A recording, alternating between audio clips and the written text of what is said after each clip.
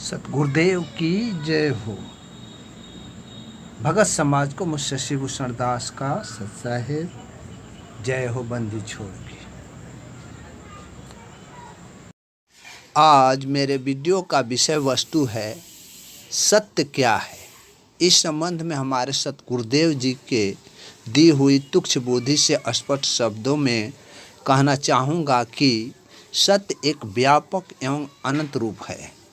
सत्य को परिभाषित करना हम जैसे जीवों के हस्ती की बात नहीं है, पर बोलचाल की भाषा में सत्य को साधारण शब्दों में परिभाषित किया गया है कि इस मृत्युलोक में वास्तविक तथ्यों की अभिव्यक्ति का प्रखर विरोध सहना पड़ जाए, वही सत्य है। इस मृत्युलोक में झूठ का कोई विरोध नहीं होता, मगर झूठ की बहुत लंबी उम्र नहीं होती है और सत्य का कोई उम्र ही नहीं होता।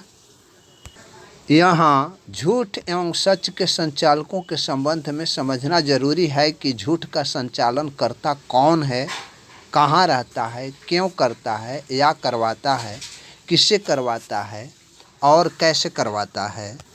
उसी प्रकार सत्य का संचालन कौन करता है, कैसे करता है, किसे करवाता है, वह कहाँ रहता है, कैसे रहता है।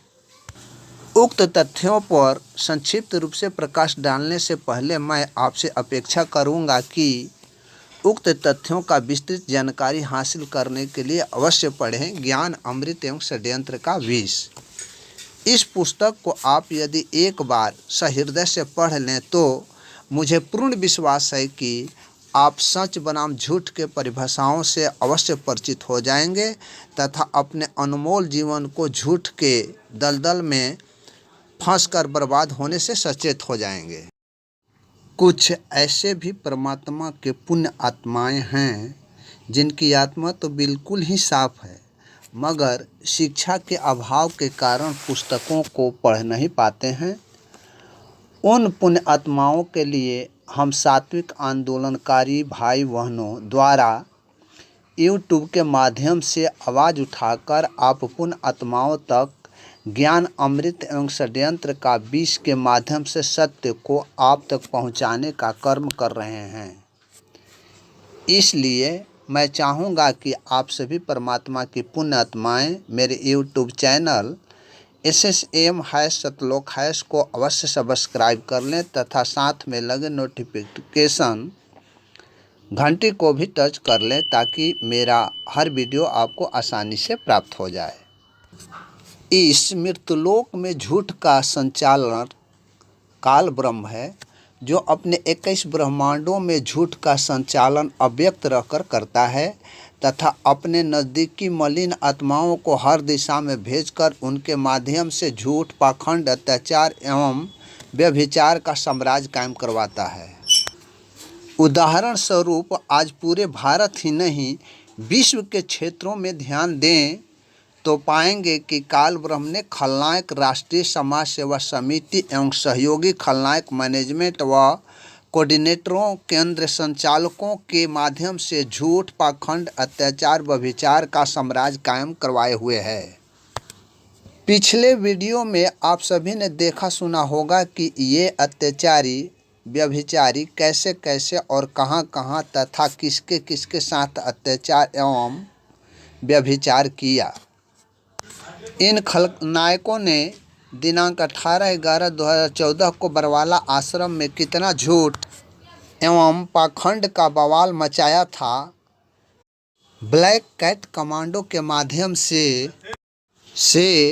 पूरे बरवाला आश्रम को अपने जद में लेकर झूठ एवं पाखंड का साम्राज्य कायम किए हुए था। झूठ के बुनियाद पर उत्पात मचाए हुए था, किंतु ये अपने झूठ एवं पाखंड के बुनियाद को दीर्घ उम्र तक नहीं रोक सके, क्योंकि झूठ, पाखंड, अत्याचार एवं व्यभिचार का उम्र लंबी नहीं होती और बहुत जल्द ही बूढ़ी या जैफी होकर मृत्यु को प्राप्त हो जाती है।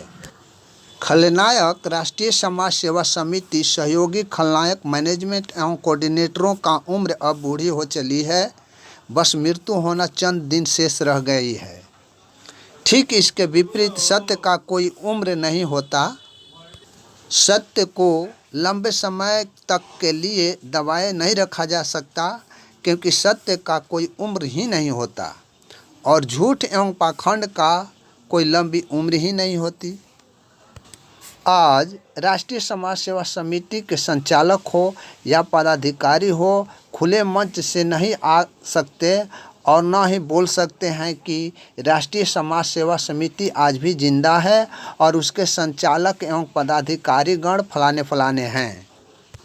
इनकी जैफी उम्र में अब ताकत नहीं रही कि ये खुले मंच पर आकर अपने वजूद के बारे में कह सके कि न्यायालय में भ्रष्टाचार के रोग को समाप्ति के लिए राष्ट्रीय समाज सेवा समिति का निर्माण किए थे। राष्ट्रीय समाज सेवा समिति तो अब बूढ़ी हो गई है, बस मरना शेष रह गया है।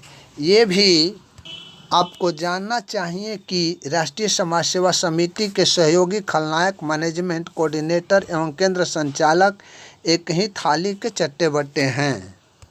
पहले तो इन लोगों ने बंदी छोड़ भक्ति मुक्ति ट्रस्ट, फिर कबीर परमेश्वर भक्ति ट्रस्ट का निर्माण कर झूठ का एवं पाखंड का साम्राज्य स्थापित किए थे।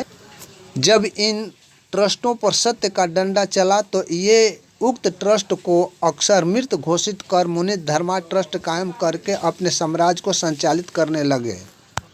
जब सतगुरुदेव जी की पुण्य आत्माएं सात्विक आंदोलन को गति दिए तो मुनि धर्मा ट्रस्ट के नाकों तक पानी चढ़ते देख खलनायकों ने अब नया ऋषि करुणामय धर्मा ट्रस्ट के नाम से संचालित करने लगे हैं। उदाहरण स्वरूप में दिनांक 6/10/2024 को दिल्ली में सत्संग अब ऋषि करुणामय धर्मा ट्रस्ट के माध्यम से संचालित होने लगा है। ये है झूठ एवं पाखंड का उम्र। सत्य का संचालक हमारे सतगुरु श्री रामपाल जी महाराज हैं, जो अपने आंदोलनकारी पुण्य आत्माओं को निमित्त बनाकर सत्य का खुलासा करवाते आ रहे हैं। साथ ही एक ही राग आलाप करवाते आ रहे हैं कि हम आंदोलनकारियों के गुरुदेव न कभी दोषी थे, न हैं और न भविष्य में रहेंगे। दुर्जनों, दुष्टों, अत्याचारियों एवं व्यभिचारियों जितना भी विरोध करना है कर लो। सतगुरुदेव निर्दोष हैं। तेरे विरोध करने का उम्र बहुत ही कम शेष रह गई है। तुम्हें अवश्य मरना है। हम सात्विक आंदोलनकारी भाई बहनों का आंदोलित कर्मों का कोई उम्र नहीं होता। तेरा झूठ एवं पाखंड, अत्याचार एवं व्यभिचारी का साम्राज्य अवश्य नष्ट होगा। जैसे हमारे सतगुरुदेव जी अंतिम सांस तक की सजा व्यतीत कर रहे हैं, उसी तरह हम सात्विक आंदोलनकारी तेरे झूठ एवं पाखंड के साम्राज्य को तहस नहस अंतिम सांस तक करते रहेंगे और अपने सतगुरुदेव जी को निर्दोष होने एवं तुम दुष्टों एवं दुर्जनों, अत्याचारियों एवं व्यभिचारियों को दोषी होने का आवाज़ लोगों के बीच उठाते रहेंगे। इन दुर्जनों का एक नया साथी काकभूषुंड निकल आया है, जो मुझे एक मैसेज के जरिए चैलेंज दिया। उसका चैलेंज क्या था? गुरु जी की ओर से विधिवत पावर ऑफ अटर्नी मिल जाए तथा आप जी को गुरु जी के सभी केसों की पैरवी के लिए अधिवक्ता नियुक्त किया जाए तो क्या गुरु जी बाहर आ पाएंगे? अपनी प्रतिक्रिया अवश्य दें।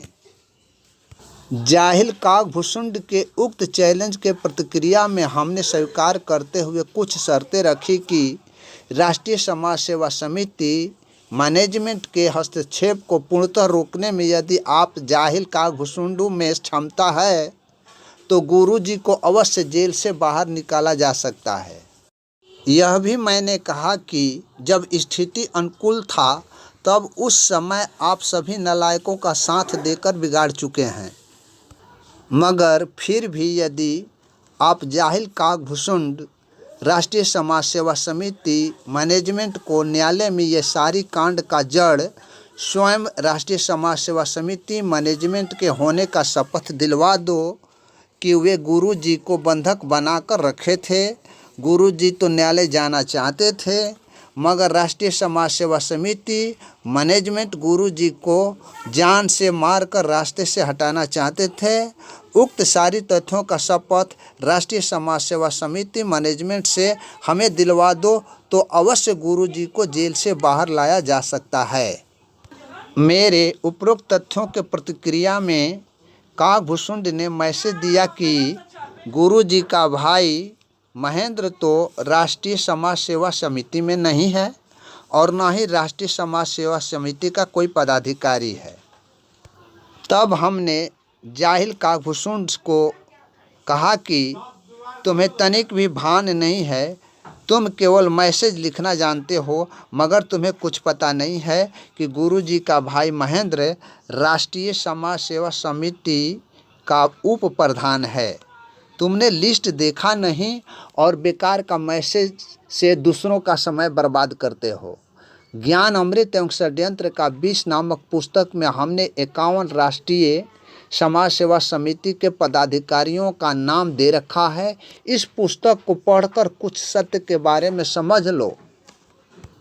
तुमने तो गुरु जी का सत्कार भी किया, गुरु जी ने तुम्हें जेल से बाहर निकलने का रास्ता भी बताया, तो फिर तुम मुझे तुच्छ जीव से कुछ भी आशा करना तेरी जाहिलपन नहीं होगी। और तेरी जाहिलपन के कारण कुछ भक्तों ने वास्तविक तथ्यों की अभिव्यक्ति का प्रखर विरोध किए। परिणाम हुआ कि वे अपने गुरुदेव के निर्दोष होने का जो कर्म कृत कर रहे थे, आज पथ विमुख हो किम कर्तव्य विमूढ़ सा हो गए हैं। इसलिए अपनी दोगलेबाजी छोड़ो और अपने गुरु के प्रति सत्य कर्म करो, दूसरे की आशा न करो। इसी के साथ आज का यह वीडियो इतना ही तक। फिर मिलेंगे। सत साहेब जय बंदी छोड़ के।